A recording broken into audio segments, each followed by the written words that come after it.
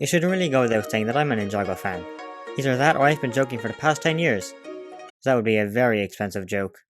I'm also a fan of quite a few other things, such as Star Wars, DC, the funny Marvel one-liner movies, Minecraft, anything with Jason Sudeikis if that wasn't already obvious, Lord of the Rings, breathing, Metal Gear Solid, money, and of course the topic of this video, Pokémon, along with its accompanying anime.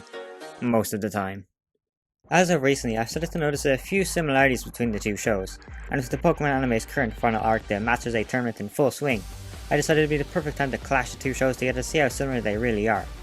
Since I just mentioned the Masters 8, let's start with that similarity. While the people who don't watch the show, which I'm assuming is every single one of you, the Masters 8 tournament was something the 2019 series of the anime has been setting up since the beginning. The anime's main character, Ash Ketchum, or Satoshi in Japan, going through the World Coronation Series, which is a worldwide tournament held to see who is the Pokémon world's strongest trainer, with Ash ranking up all the way to the 8th place, entering the Masters 8 to see if he can defeat the current world monarch Leon to become the world's strongest trainer. Now of course there's no Masters 8 tournament currently going on in Ninjago, but the latest season crystallized is similar in the way that the show's been building up to since season 13, with the whole Vengestone buyer plotline, having it function as an endgame for the current Ninjago storyline. Get it? Because the poster looks like Avengers Endgame? Angry Birds 2 did it better. Like how the Masters 8 tournament is currently serving as the possible endgame for Ash's journey, with both of the shows possibly receiving a soft reboot after their current installments end. Speaking of soft reboots, Ninjago and the Pokemon anime both experienced one in 2019. Coincidence? Yes. This is just what happens when shows go on for a while, with the Pokemon anime going for 25 and Ninjago is currently on year 11. Honestly, if Ninjago ever reaches year 20, I think at that point it'll be time to put it down. Usually when a new series of the Pokemon anime begins, they give it a subheading like Pokemon Battle Frontier, Diamond and Pearl, or XYZ, but in 2019 they decided to scrap that and simply named it Pocket Monsters, the Japanese name for the franchise.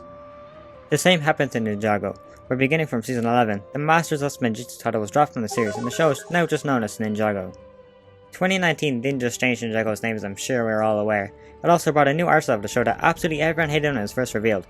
Don't even try to act like you were supportive of this change when it happened.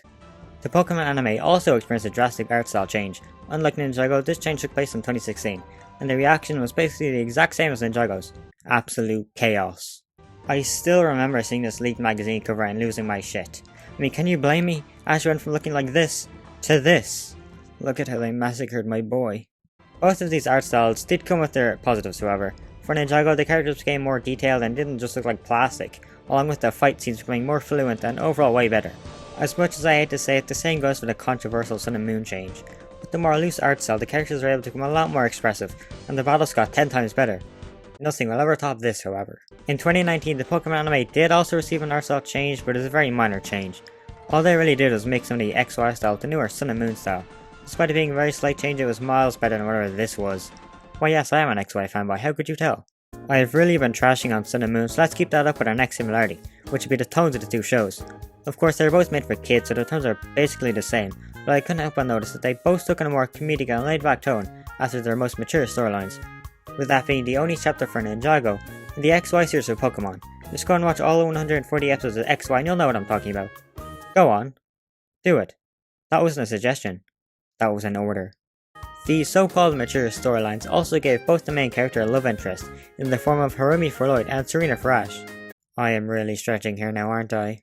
Another thing that has been stretched is both of the shows, with Ninjago having 160 episodes and the Pokemon anime having a whopping 1,207 episodes. Again, if Ninjago ever reaches this, I think it'll be time to put it down. With both of these shows having these many episodes, it's fair to say that at least half of them are filler, the dreaded F word from the Ninjago community. Okay, let's quickly move away from the F word topic before a rabid Ninjago fan suddenly shows up my door.